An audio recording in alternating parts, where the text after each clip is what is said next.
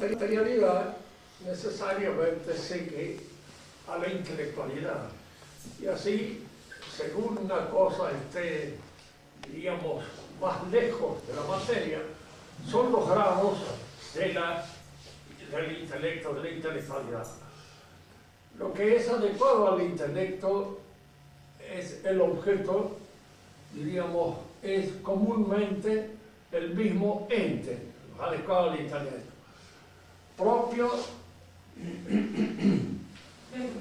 mero intellectus humanum, oyectum, el verdadero objeto propio del intelecto humano es el ente despojado de la materia, dice, y entonces aparece este movimiento por el cual la inteligencia despoja de la materialidad y de lo que podríamos llamar la estructura inteligible del ente.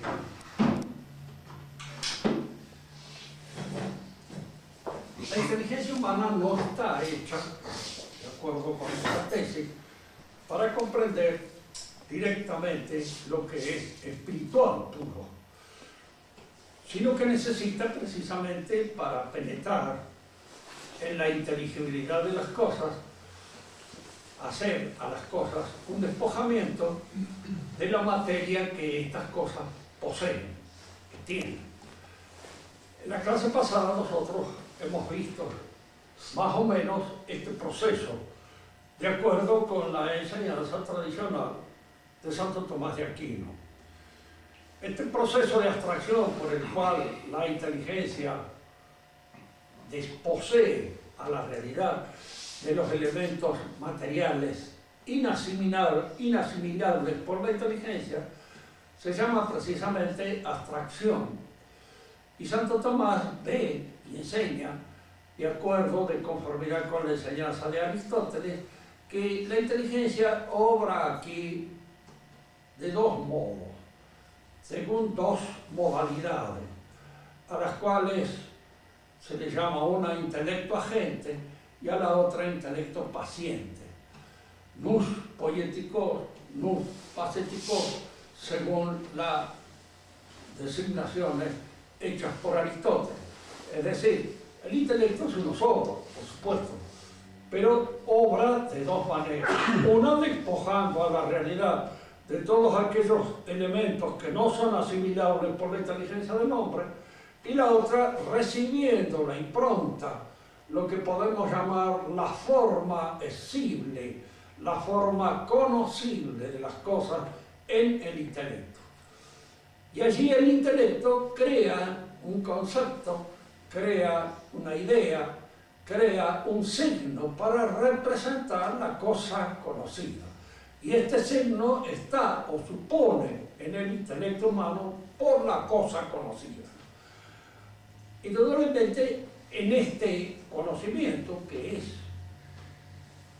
lo que podríamos llamar una doctrina realista del conocimiento, no se conoce la cosa en su absoluta realidad. Se la conoce mediante una aproximación que podríamos llamar asintótica. Se penetra en los elementos que son inteligibles, universales y necesarios, en las esencias de las cosas, pero en las esencias abstraídas de la materia sensible en la cual la esencia se realiza o se inscribe. No se conoce lo que se llama, o se podría llamar, la esencia concreta de las cosas, porque ese es un conocimiento que solamente Dios lo tiene. El nombre de cada uno de nosotros solo Dios lo conoce. Nosotros no lo podemos conocer porque el proceso por el cual nos aproximamos a esa inteligibilidad siempre es un proceso asintótico que no abarca toda la realidad. En esta época está muy de moda hablar de la gnosis. La gnosis significa un conocimiento que precisamente tiene la pretensión de ser exhaustivo de la realidad. El padre Menville ha hecho un estudio muy interesante de la cábala al progresismo en donde él enseña cómo la gnosis se perpetúa en casi toda la filosofía moderna. Es decir, que hay en el fondo de la filosofía moderna la intención de penetrar exhaustivamente hasta el fondo de las cosas, de conocer la realidad tal como la realidad es y no tal como la podemos conocer. Ese ha sido el objeto, ha sido el propósito ya desde Descartes de todo este pensamiento moderno que, diríamos, toma esta decisión a la que se le ha dado el nombre de inmanentismo, del cual vamos a explicar brevemente cuáles son sus elementos esenciales. El pensamiento moderno nace con Descartes. Es en él donde aparece, diríamos, por primera vez, esta intención de reducir la realidad al pensamiento del hombre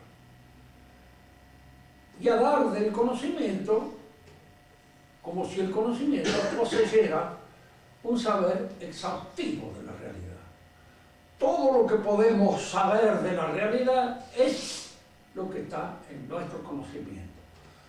La aventura de Descartes es un poco larga, trataremos de resumirla en esta oportunidad para que tengamos más o menos idea de lo que él intentó hacer y de lo que posteriormente trataron de hacer sus seguidores para corregir algunas de las dificultades, de las aporías que nacían del pensamiento mismo de Descartes. Para tomar el punto de partida cartesiano, diríamos que él inicia su meditación metafísica haciendo de cuenta de que lo que se ha dicho hasta ahora acerca de la realidad no lo vamos a tener en cuenta, para partir de un pensamiento, diríamos así, que no tenga contradicciones en sí mismo. Un punto de partida claro es fundamental para una comprensión clara y exhaustiva de la realidad. Dudamos de todo aquello que conocemos a través de los sentidos, porque los sentidos muchas veces nos han engañado. Y como los sentidos nos han engañado muchas veces, podemos dudar de aquellos que aparecen de inmediato como evidencia de los sentidos. Para tener una idea clara de esto, ilustración concreta, yo los veo a ustedes. Están frente a mí en contacto a través del sentido de la vista. Y esta visión que tengo de ustedes se me aparece a mí como una evidencia inmediata. Una evidencia que se me impone, ustedes están allí. Independientemente de que yo lo quiera o no, podrían muchos de ustedes, yo desear que estuvieran lejos o desear que no estuvieran, pero de cualquier modo están y se aparecen frente a esta consideración. Descartes empieza por dudar de estas evidencias sensibles. Dudar es pensar. Yo puedo dudar de que las cosas que efectivamente veo como realmente existentes existan, porque en alguna oportunidad él pone como ejemplo a veces el sueño. Soñando he creído estar en la realidad y en realidad estaba soñando. A veces he creído ver una laguna a la distancia y era un espejismo, un reflejo del sol. Luego los sentidos no son excelentes, diríamos, testimonios de lo que yo realmente puedo captar del universo. Lo separo, pero no puedo separar el hecho de que estoy pensando, porque dudar es pensar, y desde el momento en que dudo, pienso. Ese es el punto de partida que Descartes va a tomar como un punto de partida irrefutable. Puedo dudar de todo menos que dudo porque estoy dudando. Y si estoy dudando, este pensamiento, que es la duda frente a la realidad, es un pensamiento verdadero, auténtico. Ahora viene un aspecto, porque a partir de ese punto de partida, que es un punto de partida innegable, Descartes va a tratar de demostrar, a partir de ese punto, de ese, digamos, principio, que las cosas que están afuera de mí efectivamente existen. Si yo observo mi propio pensamiento, descubro en él tres axiomas fundamentales, de los cuales tampoco puedo dudar, porque surgen espontánea y naturalmente del dinamismo conceptual, del propio pensamiento. Nacen del pensamiento como exigencia del pensamiento. De la nada, nada surge. Ni ves. Nada surge de la nada. Todo lo que puede haber de realidad en una cosa está contenido formal o eminentemente en la causa que la produce. Esto quiere decir que si en algo que yo considero, o estudio, o noto como efecto, veo algo que no está en la causa que lo produce, hay allí algo que surgió de la nada. Hay allí un elemento que no tiene ningún antecedente causal. Nace y brota espontáneamente de la nada. Y contraría el primero de los axiomas, que es que de la nada, nada puede traer. De la nada, nada puedo sacar. Nada puedo obtener. Entonces, lógicamente, todo lo que está en un efecto tiene que estar formalmente, de la misma manera, en la causa que lo produce, o eminentemente, es decir, que la causa puede ser superior al efecto que produce, pero no inferior. Este es un axioma fundamental. Si yo tengo en cuenta estos dos axiomas y los aplico a aquellos que observo o que veo, me doy cuenta de que en mi observación de las cosas, ustedes están acá, presentes, frente a mi percepción sencilla. Y yo observo que en ese hecho, en ese efecto producido en mi percepción, ustedes son independientes de mi percepción. Se me imponen desde afuera.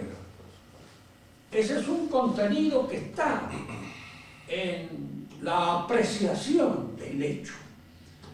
Es decir, yo los observo a ustedes y observo al mismo tiempo que ustedes están existiendo independientemente de mi mente. Si esto es así, aplico los dos axiomas anteriores, llegaré a una consideración de esto. O bien, ustedes aparecen como existiendo independientemente de mi entendimiento, porque existen independientemente de mi entendimiento, o hay un genio maligno que me hace creer que ustedes existen y ustedes no existen. Aquí aparece lo que podríamos llamar esta referencia a lo que Descartes llama el genio maligno. ¿Por qué hace esta referencia al genio maligno? Para descartarlo, en cierto modo dejarlo de lado, para demostrarle que no es una hipótesis posible.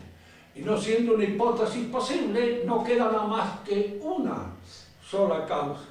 Yo creo que ustedes son, independientemente de mi inteligencia, porque así se me aparece, porque ustedes producen en mi mente ese efecto, el de que existen independientemente de mi mente.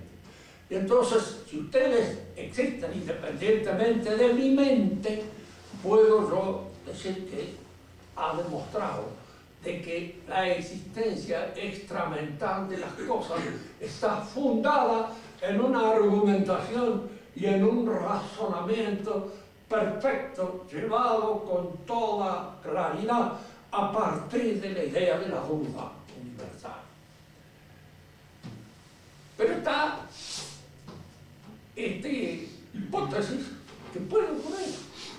Y si alguien me hiciera creer de que toda esta realidad exterior existe, ¿de qué modo yo puedo, diríamos, impugnar ese razonamiento? ¿De qué manera puedo yo dejar sin efecto ese razonamiento? Y acá aparece el argumento ontológico por el cual él demuestra la existencia de Dios y al mismo tiempo la existencia de un ser perfecto, más perfecto que el cual nada puede existir, y entre cuyas perfecciones está su veracidad absoluta. Si yo demuestro que Dios existe, que Dios es verdadero, que no puede engañarme, estoy descartando la hipótesis del genio maligno. Desaparece el genio maligno. ¿Y cómo demuestro que Dios es verdadero, que Dios existe, que es perfecto y más perfecto que el cual nada puede existir? Aplicando los mismos razonamientos que antes.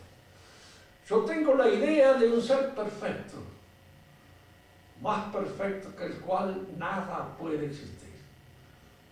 Los que han estudiado algo de filosofía o han estudiado alguna oportunidad el pensamiento escolástico tradicional, habrán descubierto que esta idea fue llevada a cabo por San Anselmo en el Proslogio. Y San Anselmo explicaba esta idea.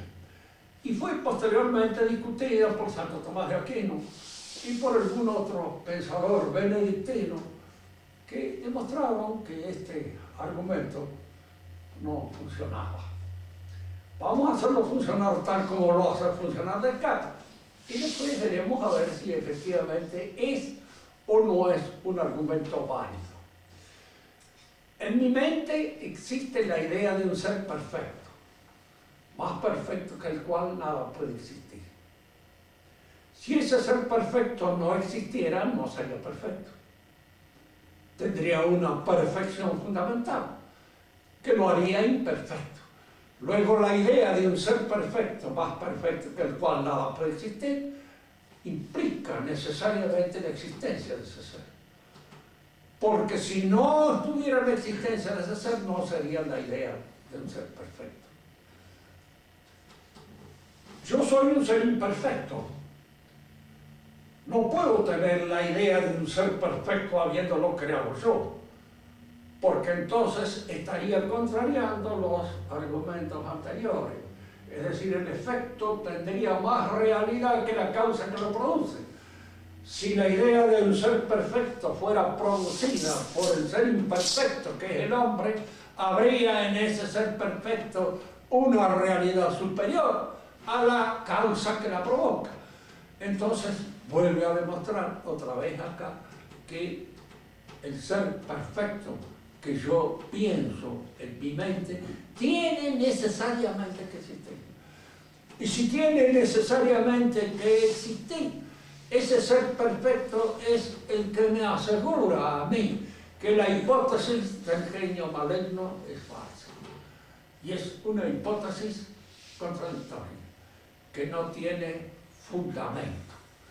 Y entonces, si la hipótesis del genio maligno que me hace creer que las cosas existen pero no existen, falla, es falsa, entonces no hay más remedio que aceptar que las cosas se me aparecen a mí como existiendo realmente, independientemente de mi mente, porque realmente existen independientemente de mi mente. ¿Se ha entendido este razonamiento? Es un razonamiento claro. Ofrece una serie de puntos. Yo en alguna oportunidad, jugando así con los pensamientos de la filosofía moderna, escribí un breve tratado que se llamaba Introducción al Pensamiento Imbécil. No porque en realidad sean imbéciles los que lo pensaron, pero sí hay una cierta imbecilidad. Si por imbecilidad entendemos nosotros una cierta falla en la manera de ordenar el pensamiento. La primera falla es la de la duda. Descartes dice, dudemos de las evidencias sensibles. ¿Qué es dudar? Dudar es no tener la evidencia de una realidad. Esa es la duda. Yo efectivamente puedo no tener la evidencia de que ustedes están aquí frente a mí, porque alguna vez soñando creía estar en la realidad, pero el consejo que se le da a todo el que hace filosofía es que no sueñe, es que de alguna manera esté despierto, y en lo posible esté lo más despierto posible. Y entonces la pregunta es esta: ¿Descartes realmente duda o juega a que duda?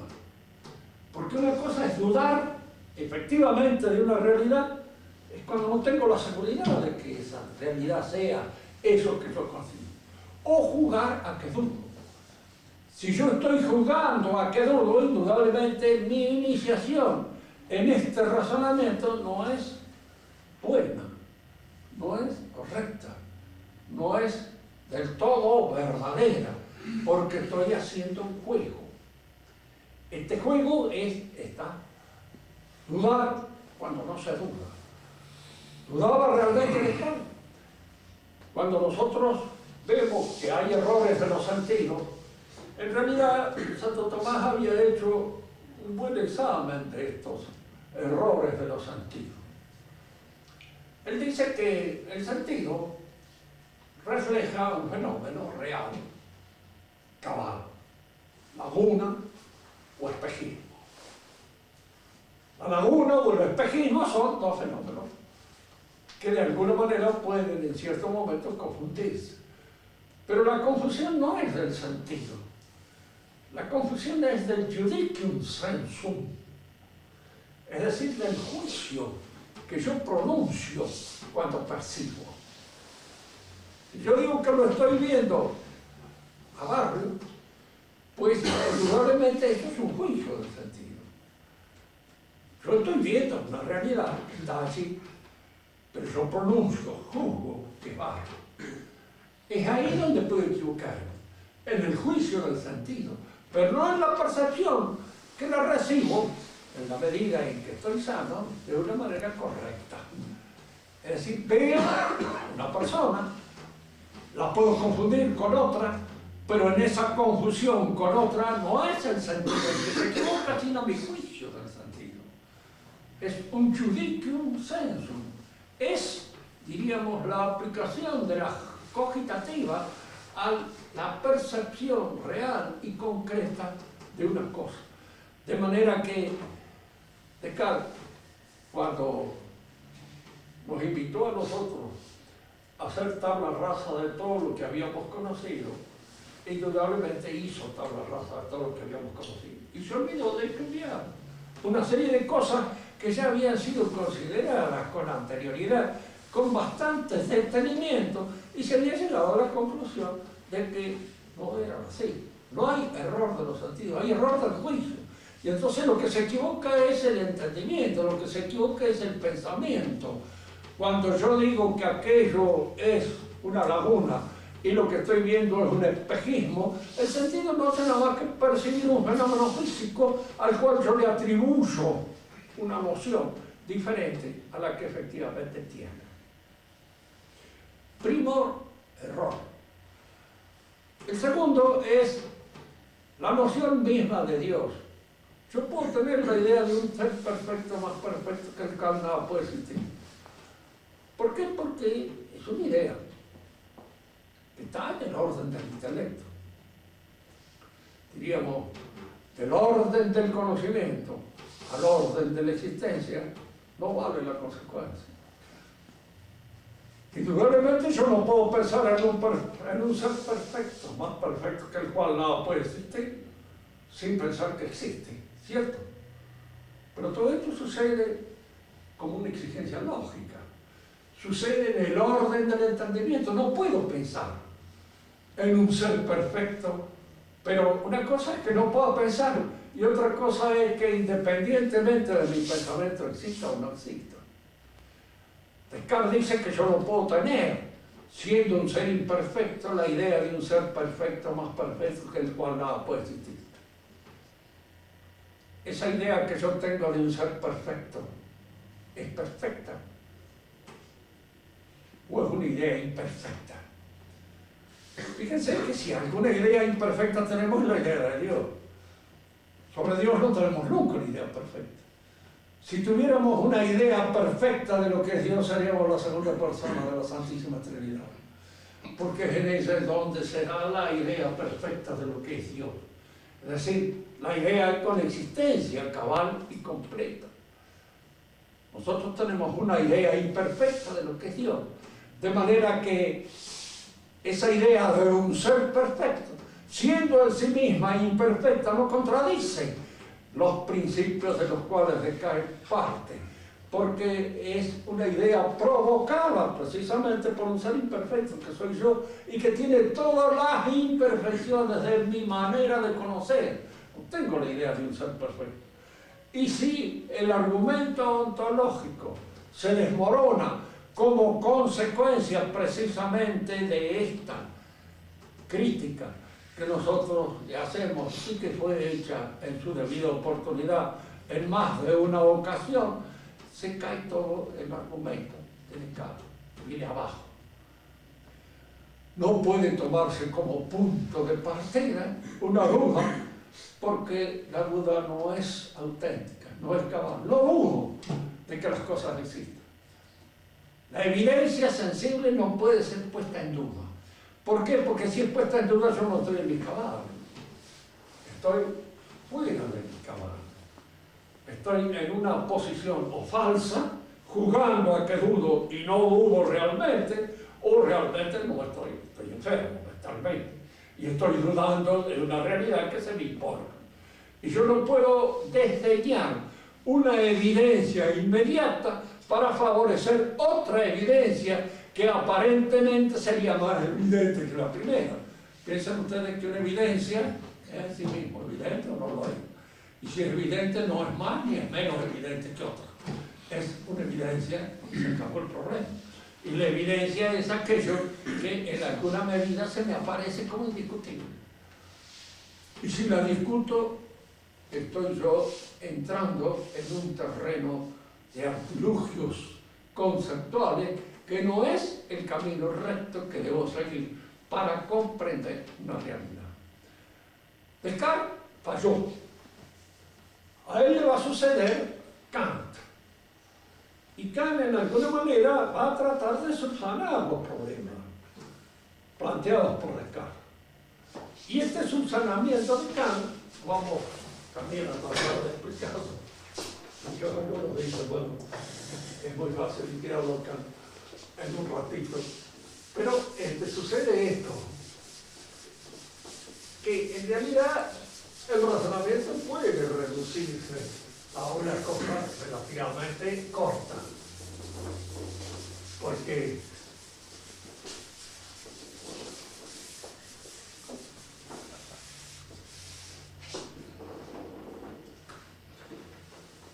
Kant dice que todos los errores provenientes de la filosofía son errores que obedecen a un principio falso. Se ha tratado de conocer las cosas, la realidad que se ofrece a mi consideración. Y lo que en realidad nosotros debemos tratar es de conocer cómo son conocidas las cosas. Cómo las cosas aparecen en mi entendimiento. Pues las cosas, yo las conozco, las recibo en mi entendimiento. Y esta recepción que hago de las cosas tiene que ser un poco a modo recipiente. Queremos decir con esto que yo veo y observo según mi sensibilidad, según mi modo de conocer. Las cosas aparecen en mi entendimiento y reciben de mi entendimiento la impronta que las hace aparecer así como son. Fíjense que ante esto yo podría hacer esto. Bueno, pero yo percibo las cosas como ellas son y de alguna manera las conozco. Entonces, no. Yo percibo las cosas tal como yo las percibo. Como ellas son, no sé. Lo que ellas son, no sé. Sé cómo son para mí. Cómo de alguna manera esas cosas o esas realidades se presentan a mi entendimiento. Eso es lo que yo puedo entender. Vemos, por ejemplo, que el entendimiento sea indudablemente este círculo inmanente que recibe reflejos, recibe impresiones de la realidad. La realidad es una materia que impresiona mis sentidos y se va ordenando primero en mis sentidos y luego en mi entendimiento. Y aparece entonces la realidad configurada en el interior de mi entendimiento, de acuerdo con el modo propio que tengo yo de recibir esa realidad. Primero a través de los sentidos y luego a través del entendimiento.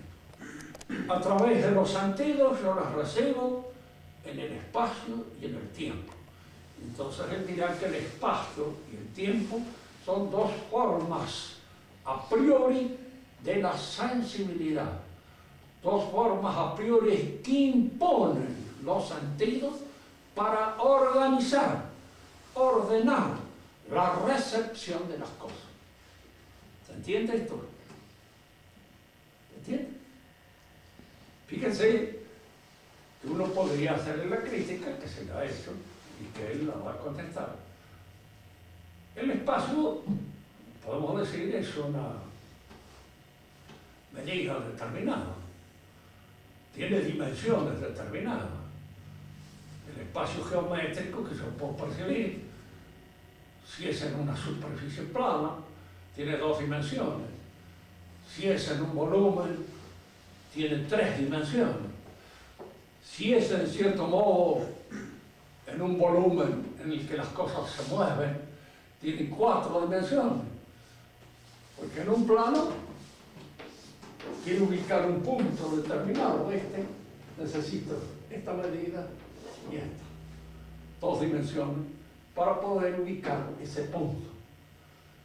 Si es un volumen, como la lamparita esa que está dentro de este cuarto, necesito el alto, el ancho y el largo para poder ubicarlo.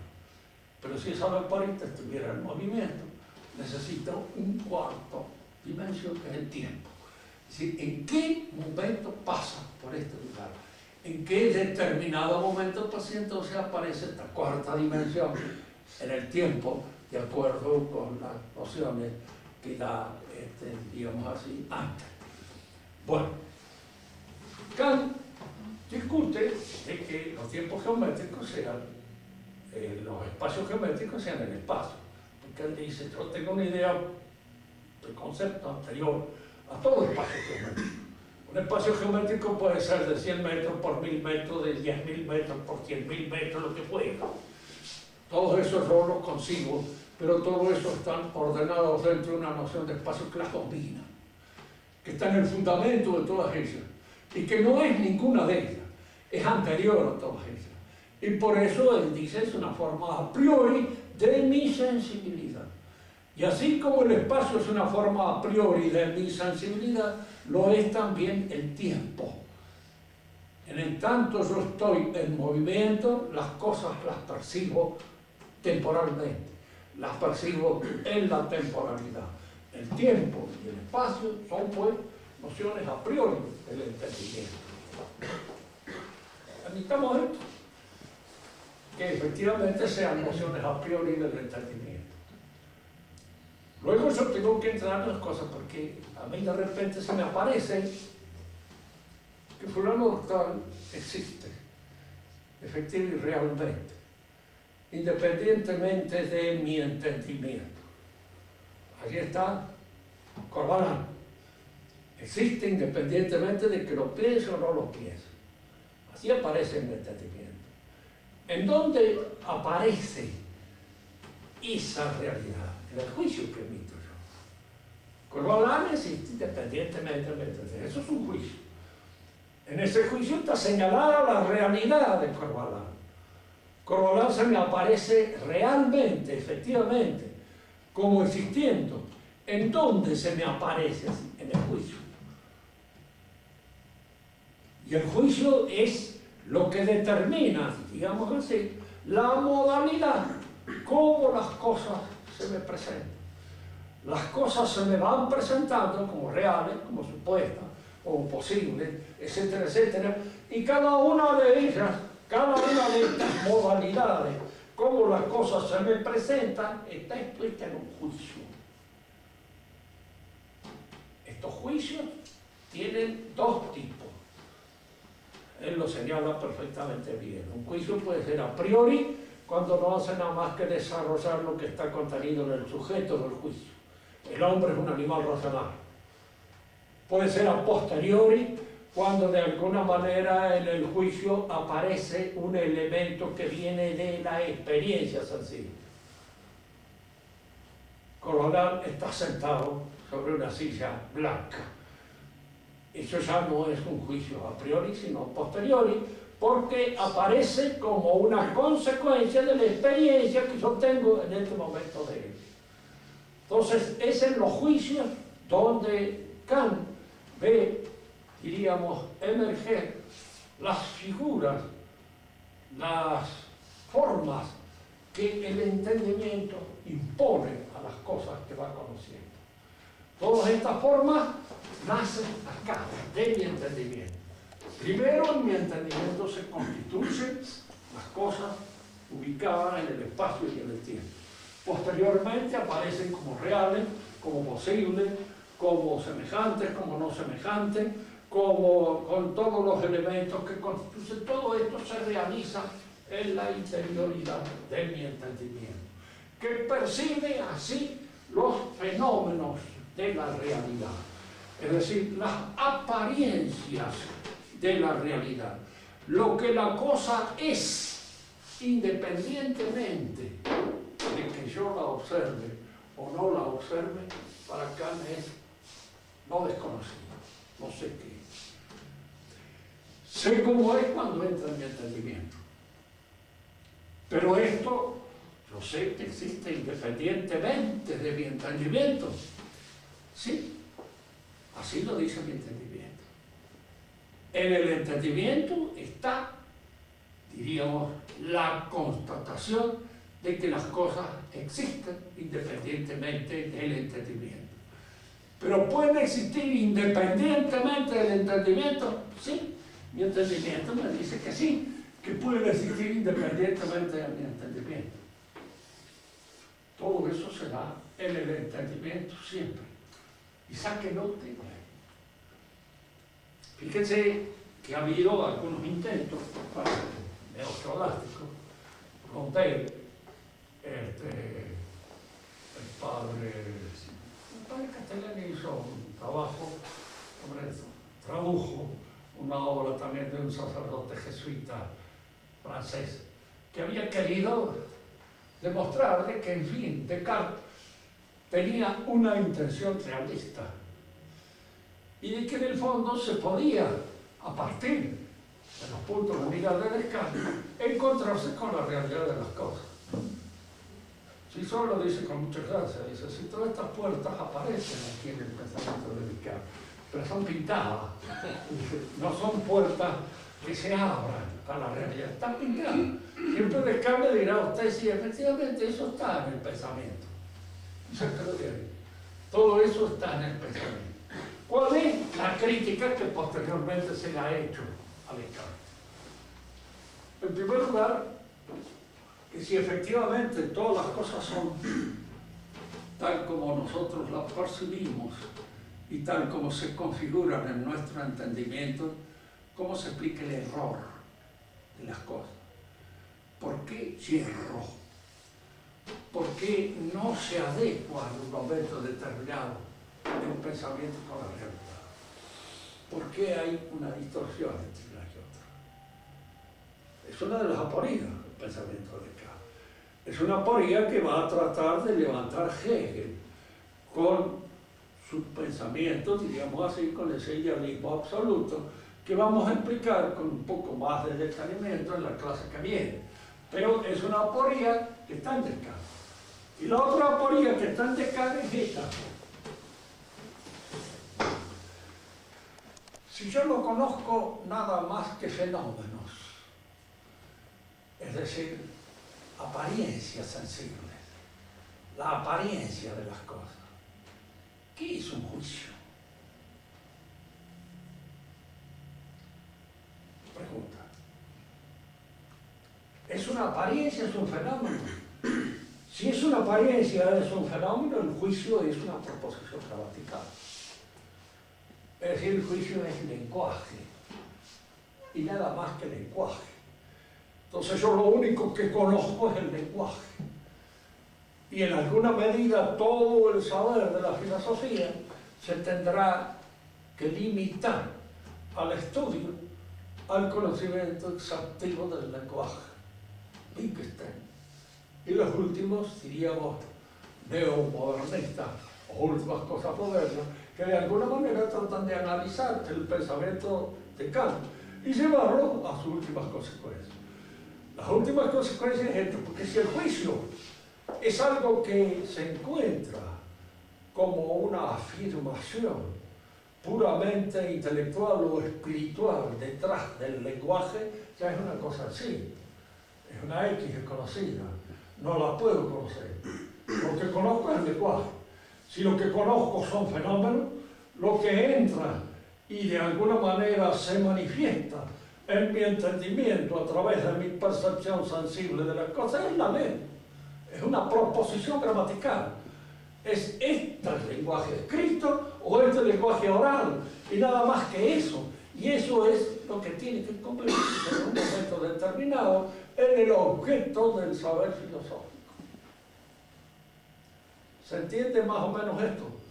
Se ve cómo el pensamiento de Kant lleva a una aporía, a una dificultad que lo decapita, lo convierte, diríamos así, en una cosa en sí mismo contradictoria.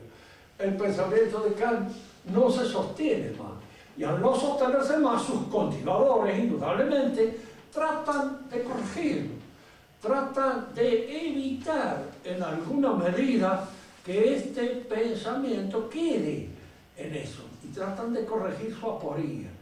El que va a corregir su aporía de una manera más completa y más acabada es Hegel. ¿Cómo? Vamos a dejar planteado el problema de esta oportunidad. Hegel es continuador de Kant, es continuador de Descartes. Fíjense, sería curioso a veces traer acá algunos elementos para que ustedes vieran. Estaba leyendo hace poco las memorias de Althusser. Althusser es un neomarxista, un poco heterodoxo, en su retorno a Hegel. Él hablando del intérprete de Hegel, más moderno, que es un ruso-francés, que escribe en francés, Cogel. Dice que Cogel no ha entendido nada de Hegel.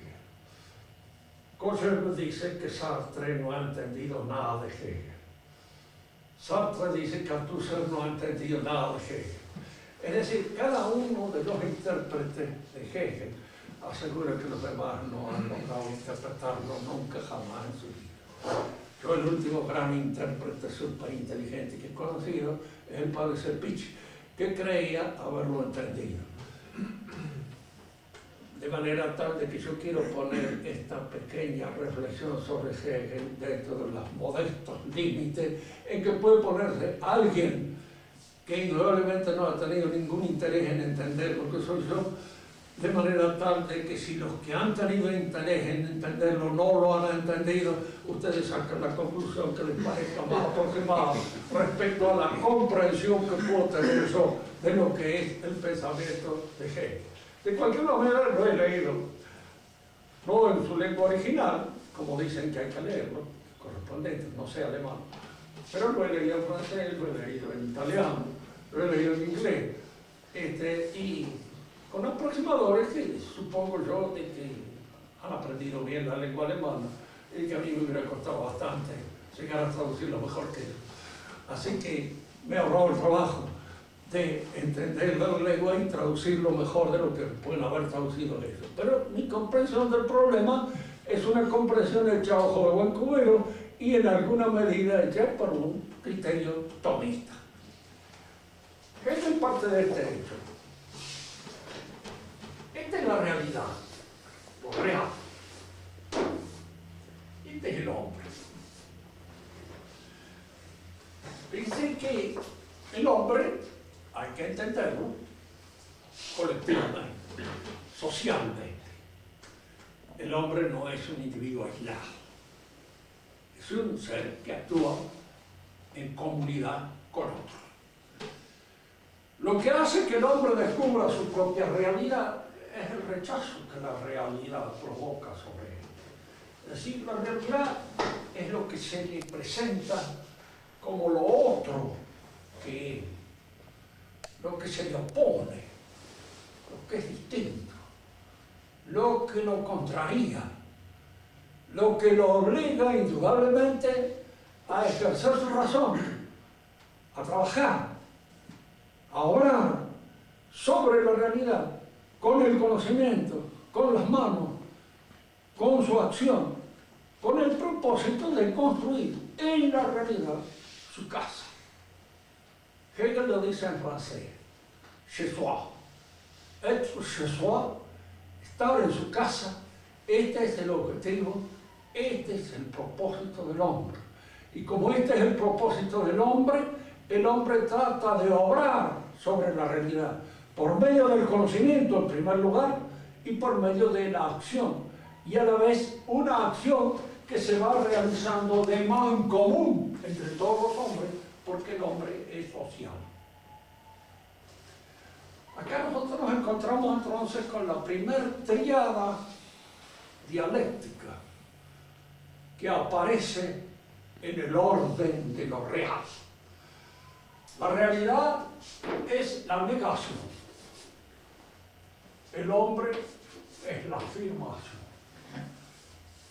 En esta tensión dialéctica entre el hombre y la realidad surge en alguna medida la ciencia, surge la economía, surge el arte, surge la filosofía, surge la religión, surge el derecho y surgen todas aquellas objetivos, todos aquellos logros, todas aquellas consecuencias que esta relación del hombre con la realidad provoca. Y esto es la negación de la negación, porque es aquello, digamos así, que le permite al hombre afirmar lo que la realidad es. Y si uno le pregunta a Hegel qué es la realidad, diría que la realidad, o todo lo real, es racional, y todo lo racional es real. Es decir, lo real se da en la lógica, se da en el concepto, se da en el Begriff, en alemán, el concepto que el hombre tiene de las cosas, en su relación concreta de las cosas. Pero ahora es cuando ustedes van a observar algo que Hegel introduce por primera vez también en la filosofía. Este movimiento de conocimiento de lo real por el hombre se hace en sociedad, el hombre. Por eso el hombre crea también relaciones entre los hombres con el objeto de ir dominando el espacio, de ir dominando la realidad, de ir poseyéndola y de ir construyendo su casa en el orden real. Pero al mismo tiempo de esta relación del hombre con lo real nace la ciencia, nace la filosofía, nace la religión que de alguna manera trata de captar lo que constituye el fundamento de esta realidad del hombre con lo real. Este orden dialéctico. Pero esto sucede en la historia. La ciencia cambia con la historia. Cambia nuestra relación del hombre con la historia. Cambia la relación de lo real. De manera que una generación que sucede a esta tiene que indudablemente tomar como punto de partida la interpretación que la generación anterior hizo de las cosas. Y entonces esta interpretación va cambiando, va modificándose en la medida en que transcurre el tiempo. Y va emergiendo acá, en esta concepción que el hombre se hace de lo real, lo que podríamos llamar el sentido del absoluto. Dios. ¿Dios qué es para Hegel? El absoluto. ¿Y el absoluto qué es? El conocimiento total, cabal, completo de la realidad, lo que emerge acá. Y él emplea una serie de términos de tipo religioso, que es lo que muchas veces Marx se lo reprochaba. Vamos a ver que hasta cierto punto con justa razón, porque Hegel habla de que Dios es lo que se revela, lo que se manifiesta, la revelación de Dios. ¿Y qué es lo que se revela? Pues en esta relación de lo real con el hombre, en esta tensión dialéctica, lo que se revela es aquello que aparece como espíritu objetivo, que aparece como consecuencia de esta relación entre el hombre y la realidad. Es la conversión de todo en lógica. Lo lógico, acá no hay distinción entre lógico y ontológico, no hay distinción entre lo real y lo lógico absorbe absolutamente todo lo real y es lo que de alguna manera se manifiesta a través de este espíritu objetivo que se expresa, se manifiesta, se revela ante los ojos del hombre. Hay algunos pensamientos de Hegel, de su juventud, en la época en que estudiaba en un seminario de Turinga, en donde él da una interpretación de lo que es Jesús, que ya empieza a dar una interpretación que de alguna manera va a favorecer el desarrollo posterior de su filosofía. Jesús es el hombre que descubre que el hombre es el Hijo de Dios. Y que de alguna manera es el que descubre que, diríamos así, en esta tensión del hombre con lo real, Dios se manifiesta como Padre, Dios es lo que se revela, Dios es lo que se expresa. Y el hombre es la filiación inmediata de eso que se expresa, es el hijo de eso que se expresa. Diríamos, hay acá una intención bastante audaz, bastante grande, en lo que nosotros podemos corregir con respecto a la filosofía de Hegel. En la clase que viene la vamos a retomar y la vamos, diríamos, a explicar de una manera un poco más explícita, con el objeto de dar una idea de lo que esto es. ¿Con qué es el propósito nuestro? Es hacer ver siempre esto. El pensamiento realista, el pensamiento de Santo Tomás, es un pensamiento que no tiene la pretensión de ser una gnosis absoluta como así. O pretende tener un conocimiento exhaustivo, acabado, o sea, de todo lo que es. A Dios mismo lo conocemos incluso a través de la religión de una manera indirecta. Nunca directamente, porque no lo vemos. La ciencia de los bienaventurados no la tenemos. La tendrán los bienaventurados. Y ojalá alguna vez nosotros nos encontremos entre ellos. Pero momentáneamente no. Y en alguna medida nuestra ciencia es siempre una ciencia aproximativa, una ciencia asintótica. Y esta pretensión de tener un conocimiento total y exhaustivo de lo real es gnosis. Porque es la gnosis. Para Hegel, ¿cuándo termina la filosofía? Con su sistema. Y para Kant, ¿cuándo? Para Marx, ¿cuándo termina la filosofía? Con el sistema de Hegel. Él dice, con Hegel se acabó la filosofía. Se dio la interpretación del universo total, completa. Ahora el universo hay que cambiar. Y eso es lo que Hegel no ha hecho, porque Hegel es fundamentalmente un profesor, es el profesor de filosofía, que debe ser reemplazado ahora por el conductor genial, por el hombre capaz de conducir la revolución y efectuar efectivamente, realmente, ese cambio producido en las cosas. Ahora lo vamos a examinar en la clase que viene con un poco más de detenimiento. Y esta pretensión mía de presentar el pensamiento de Hegel de una manera tan diminuta, tan simplista, no importa, porque el día que ustedes se propongan estudiarlo van a ver que es absolutamente casi imposible penetrar en la mayor parte de sus pensamientos, en los logogrifos. ¿Alguna preguntita? ¿Cuál es la bondad del cambio que proponen? ¿Quién es? ¿Marx? Hegel. Hegel. Él dice que hay que cambiar la realidad, ¿no? O dijo Marx. Marx, que pretende un cambio total en el universo es Marx. Más, había escuchado Hegel. Porque Marx lo que dice es esto. El pensamiento de Hegel nos coloca dentro de una posición excelente para comprender que el hombre es, de alguna manera, el que busca realizar en la realidad la casa del hombre. Pero la casa del hombre, el hombre se encontrará realmente en su casa cuando haya o se haya convertido en un ser social, en un comunista. Y el comunista es aquel que haya perdido completamente la idea de que somos individuos, personas independientes, porque ya piensa en función del grupo, en función de la sociedad. Y este cambio se va a producir cuando cambiemos las condiciones económicas en las cuales el hombre logra su estatus dentro del orden social. Cuando hemos provocado eso, vamos a provocar el advenimiento del hombre comunista, es decir, de un hombre que ya piensa en situación de nosotros.